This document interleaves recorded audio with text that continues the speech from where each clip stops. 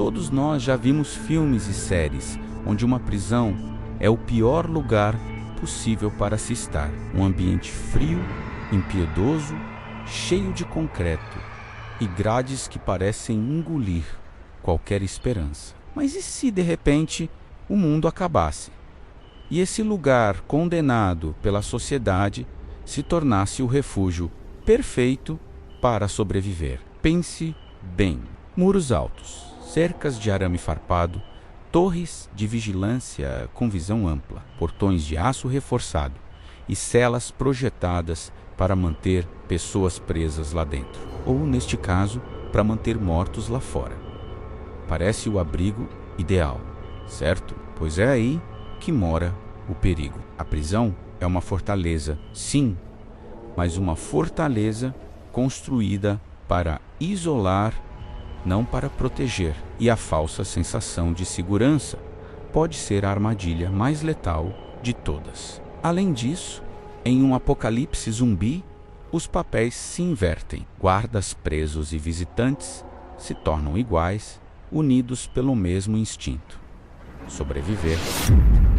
Mas vamos deixar a fantasia de lado e encarar o cenário de forma prática. É hora de analisar, passo a passo, o que realmente significa sobreviver a um apocalipse zumbi dentro de uma prisão de segurança máxima. Antes de mais nada, precisamos definir o tipo de ameaça. Estamos falando de zumbis clássicos, lentos, cambaleantes e famintos, que se movem em grupos e vencem pela quantidade. Eles não pensam, não sentem medo e não se cansam. O surto começou do nada, e quando você percebeu, já estava dentro dos muros da prisão. Talvez fosse um agente penitenciário em um dia comum, talvez um visitante, ou até mesmo um detento. Mas quando os alarmes começaram a soar e os gritos tomaram conta do pátio, já era tarde demais. As comunicações caíram, as câmeras pararam de funcionar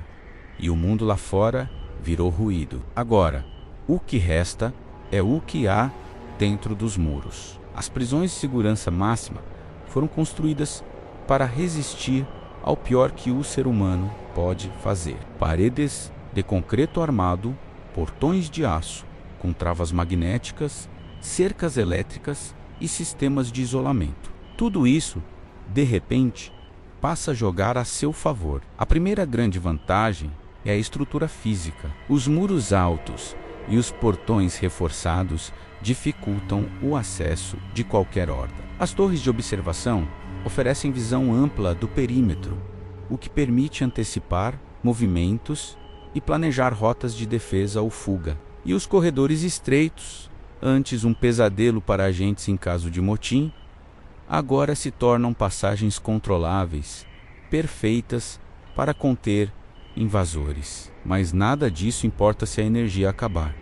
Sem eletricidade, a prisão perde sua alma. As portas automáticas travam, as câmeras morrem e a escuridão toma conta dos corredores. Por isso, o primeiro passo de qualquer tentativa de sobrevivência é o controle dos geradores.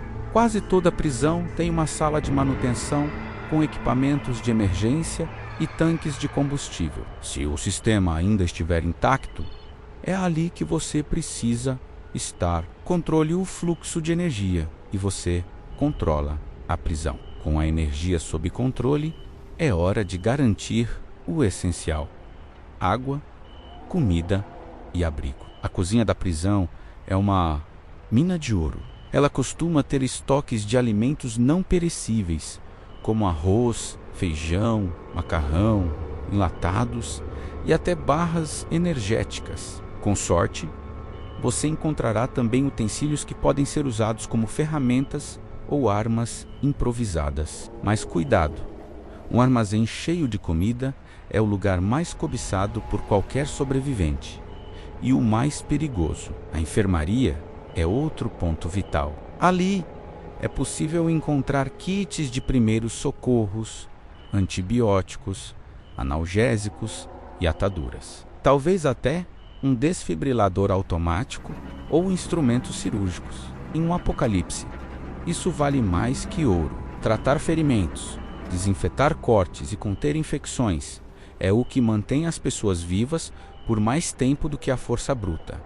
Mas a prisão é muito mais do que aço e concreto. Ela é um microcosmo humano, cheio de tensão, desconfiança e poder. E quando o mundo lá fora desaba, o que sobra é a essência mais crua das pessoas. Nos primeiros dias, a prioridade é a sobrevivência imediata. Fechar portões, selar entradas, identificar áreas seguras. Mas logo depois, surge a questão mais difícil.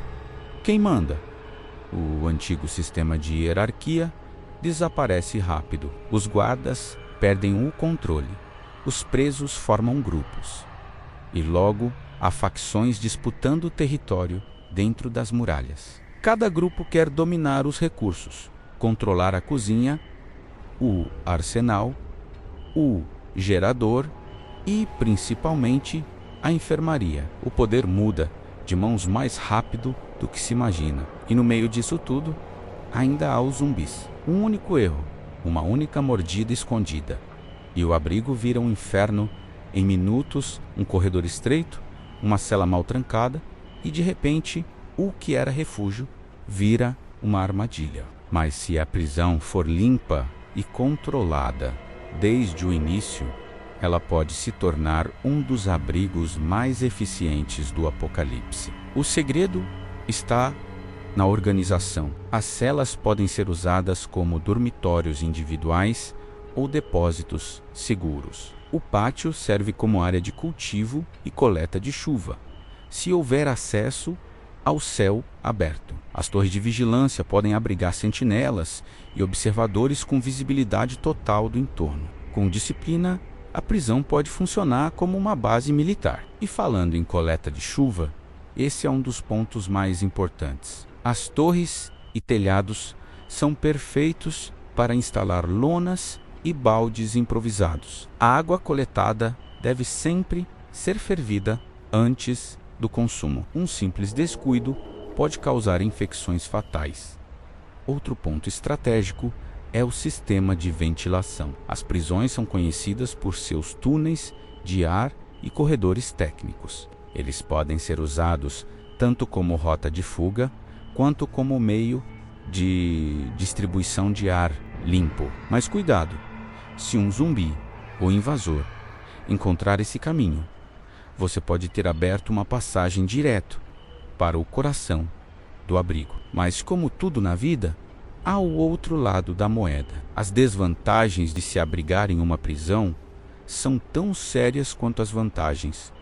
Primeiro, o isolamento. Uma vez lá dentro, sair é quase impossível. As portas pesadas, os muros altos e as cercas que antes protegiam agora se tornam uma barreira entre você e o mundo. Segundo, a falta de manutenção. Sem eletricidade constante, os sistemas falham. Sem limpeza, o esgoto transborda, o ar fica saturado e as doenças se espalham. O cheiro de ferro, mofo e decomposição se mistura, tornando cada respiração um desafio. Terceiro, o fator humano. Nenhum abrigo desmorona mais rápido do que aquele onde há desconfiança. Dentro de uma prisão, as tensões crescem a cada dia. Comida racionada, calor, falta de sono e o medo constante destroem a sanidade. E uma briga por um prato de arroz pode ser o estopim para o caos. A prisão, aos poucos, deixa de ser um refúgio e se transforma em uma panela de pressão. Os líderes começam a se questionar, os grupos se dividem e as facções passam a lutar entre si.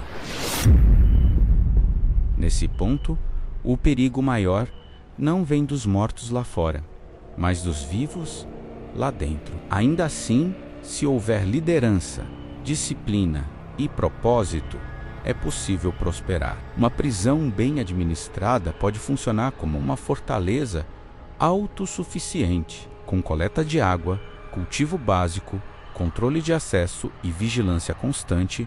Ela pode garantir meses de sobrevivência. Mas é preciso saber o momento de partir, porque toda fortaleza cedo ou tarde, se torna uma prisão de verdade. E quando o isolamento começar a matar mais do que os zumbis, é hora de ir embora. No curto prazo, a nota é 4 de 5. É um abrigo quase perfeito, seguro, isolado e cheio de recursos. No médio prazo, a nota cai para 3 de 5. A convivência se torna tensa. A comida começa a faltar e o ambiente pesa. No longo prazo, a nota despenca para 2 de 5. O desgaste físico e psicológico, a falta de renovação e a sensação de estar trancado em um túmulo de concreto corroem até os mais fortes. No fim, sobreviver em uma prisão durante um apocalipse zumbi é um teste de paciência, liderança e equilíbrio. É uma luta não apenas contra os mortos, mas contra o próprio confinamento. A ideia de sobreviver a um apocalipse zumbi em uma prisão de segurança máxima ganha contornos completamente diferentes quando colocamos esse cenário em território brasileiro. Aqui, as prisões não são fortalezas de tecnologia e aço polido, e sim labirintos superlotados, com paredes rachadas, fios expostos e um calor sufocante que parece nunca ir embora. Em vez de muros impecáveis e sistemas automáticos, o que se encontra são estruturas antigas, construídas para conter, mas não necessariamente para resistir. E é exatamente aí que a sobrevivência se torna um desafio ainda maior. As prisões brasileiras, em sua maioria, não são projetadas para suportar longos períodos sem energia, sem manutenção e sem pessoal. Quando a luz acaba, tudo mergulha na escuridão mais densa. Os portões travam, os corredores se tornam armadilhas e os sons ecoam entre os blocos de concreto, como sussurros do inferno. O calor é outro inimigo. Dentro das celas, o ar não circula, o cheiro de suor e metal toma conta, e em pouco tempo o ambiente se torna insuportável. Sem energia elétrica, os ventiladores param. Os sistemas de água deixam de funcionar e o caos se instala. A umidade cria mofo nas paredes e o ar fica pesado, quase tóxico. Agora imagine tudo isso com dezenas, talvez centenas de mortos-vivos tentando atravessar os portões. O concreto rachando, o barulho das grades sendo forçadas, o eco dos gemidos se misturando aos gritos de dentro. A prisão deixa de ser abrigo e passa a ser uma panela de pressão, prestes a explodir. Mas ainda assim, há vantagens. As prisões no Brasil têm uma característica que pode se tornar crucial: a improvisação. Tudo aqui é adaptado, reaproveitado, reconstruído com o que se tem à mão. E essa capacidade de improvisar pode ser a diferença entre viver e morrer. Os detentos e agentes conhecem cada corredor, cada buraco nas paredes, cada túnel improvisado. As rotas de fuga, muitas vezes criadas secretamente, se tornam saídas estratégicas, e os espaços abertos, como pátios e galpões, podem ser convertidos em áreas de sobrevivência. Ali é possível coletar água da chuva, construir barracas com lençóis e pedaços de lona, e até montar pequenas hortas com restos de alimentos. A cozinha, nas prisões brasileiras, costuma ser simples, mas eficiente. Fogões industriais, panelas enormes e sacos de mantimentos guardados em depósitos de ferro. Com sorte, é possível encontrar feijão, arroz, macarrão e alguns enlatados. Pode não parecer muito, mas para quem luta contra a fome e o caos, isso é um tesouro. A enfermaria é modesta, quase sempre mal equipada, mas ainda assim valiosa. Analgésicos, antibióticos, gases e curativos podem salvar vidas. Em muitos presídios, há até pequenas salas de atendimento odontológico, onde instrumentos metálicos podem ser transformados em ferramentas de defesa ou sobrevivência. Mas o verdadeiro desafio está na convivência. Dentro de uma prisão brasileira, o fator humano é o maior risco de todos. As facções, os grupos rivais e as alianças improvisadas se tornam um novo mapa de poder. Em um apocalipse, não é o uniforme que define quem está no comando, mas sim quem tem comida, quem tem força e quem tem influência. Os guardas, se ainda estiverem vivos, tentarão manter algum tipo de ordem, mas o controle escapa rápido. Em poucas horas, as antigas regras desmoronam. As grades que antes separavam os blocos se tornam muros de disputa. Cada pavilhão vira um território, cada cela um microcosmo de sobrevivência. E, no meio desse caos, é preciso fazer escolhas. Quem entra, quem sai, quem é confiável. Talvez o inimigo não esteja apenas lá fora, mas ao seu lado, esperando a oportunidade certa. Mesmo assim, há esperança. O brasileiro é mestre em sobreviver no improviso, em transformar o impossível em possível. Com criatividade, garrafas viram filtros de água, colheres viram armas, e restos de colchões se transformam em barricadas. Tudo pode ser reaproveitado. Tudo pode ter uma nova função nas torres de vigilância, se ainda houver acesso. É possível montar pontos de observação e até sinalizar com fogo ou luzes improvisadas. Um pano branco tremulando no vento, um sinal de fumaça, qualquer tentativa de contato pode fazer diferença. Mas há algo ainda mais importante: o espírito coletivo. Em meio à catástrofe, a solidariedade pode surgir dos lugares mais improváveis. Presos ajudando agentes, inimigos trabalhando lado a lado para limpar uma ala infestada, grupos compartilhando comida e água para manter a todos vivos por mais um dia. Quando o instinto fala mais alto, a humanidade às vezes encontra um jeito de resistir. Por outro lado, se a prisão for de alta periculosidade, como as que abrigam facções poderosas, o perigo se multiplica.